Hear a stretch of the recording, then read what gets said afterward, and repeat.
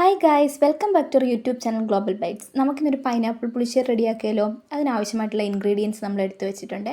ഇനി നമ്മൾ മൺചട്ടിയിൽ ഉണ്ടാക്കുന്നത്.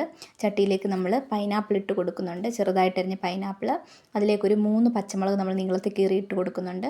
പിന്നെ നമ്മൾ എടുത്തു വെച്ചിരുന്ന 1 ടീസ്പൂൺ മഞ്ഞൾപ്പൊടി, ഒരു 1.5 ടീസ്പൂൺ മുളക് പൊടി, ഇത്ര ഇട്ട് കൊടുത്ത് നമ്മളൊന്ന് മിക്സ് ചെയ്തതിന് ശേഷം നമ്മളിതിലേക്ക് വെള്ളം ഒഴിച്ചു കൊടുക്കുകയാണ്. ഇത് വേവുന്ന ആവശ്യമായിട്ടുള്ള വെള്ളം നമ്മൾ ഒഴിച്ചു കൊടുത്ത് ആവശ്യമായിട്ടുള്ള ഉപ്പ് ഇട്ട് നമ്മളിത് അടച്ചു വെച്ച് വേവിക്കുന്നുണ്ട്. ഇപ്പം നമുക്ക് സാധനം വെന്ത് കിട്ടിയിട്ടുണ്ട്.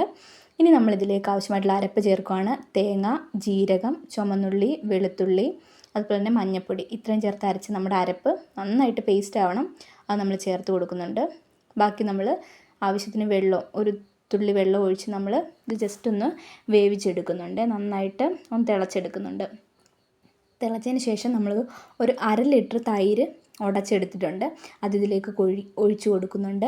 ഇനി നമ്മളിത് വേവിക്കാൻ പാടില്ല, തീ ഓഫ് ചെയ്ത് നമ്മളിതൊന്ന് മിക്സ് ചെയ്തെടുക്കുന്നുണ്ട്. ഇനി നമുക്കിതിലേക്ക് കടുക് വറുത്ത് ചേർക്കാം. എണ്ണ ചൂടായതിന് ശേഷം നമ്മൾ കടുകിടുന്നു. ചുമന്നുള്ളി, വറ്റൽമുളക്, കറിവേപ്പില ഇത്രയിട്ട് മൂത്തതിന് ശേഷം നമ്മൾ 1 ടീസ്പൂൺ നമ്മൾ ഉലുവ പൊടിച്ചതിടുന്നുണ്ട്. നിങ്ങൾക്ക് കടുകിൻ്റെ കൂടെ വേണേൽ ഉലുവ ഇട്ട് കൊടുക്കുക, എന്നാലും ടേസ്റ്റിനായിട്ട് കുറച്ച് ഉലുവപ്പൊടി നമ്മൾ ആഡ് ചെയ്ത് കൊടുക്കുന്നുണ്ട്. അതിനുശേഷം നമ്മളൊരു സ്പെഷ്യൽ ഇൻഗ്രീഡിയൻ്റ് ഇടുന്നുണ്ട്. ഇതിലേക്ക് നമ്മൾ 1 ടീസ്പൂൺ ബട്ടർ ഇട്ട് കൊടുക്കുന്നുണ്ട്. തീ ഓഫ് ചെയ്തതിന് ശേഷം മാത്രം ബട്ടർ ഇട്ട് കൊടുക്കുക. ബട്ടർ നമ്മൾ ജസ്റ്റ് ഒന്ന് മിക്സ് ചെയ്യുമ്പോഴത്തേക്ക് അതങ്ങ് മെൽറ്റ് ആയിക്കോളും. ഇനി നമ്മൾ കടുക് വറുത്തത് ചട്ടിയിലിരിക്കുന്ന മോരിലേക്ക് ഇട്ട് കൊടുക്കുന്നുണ്ട്. അപ്പോൾ നമ്മുടെ പുളിശ്ശേരി റെഡി. എല്ലാവരും ട്രൈ ചെയ്ത് നോക്കുക. Okay, bye bye, take care.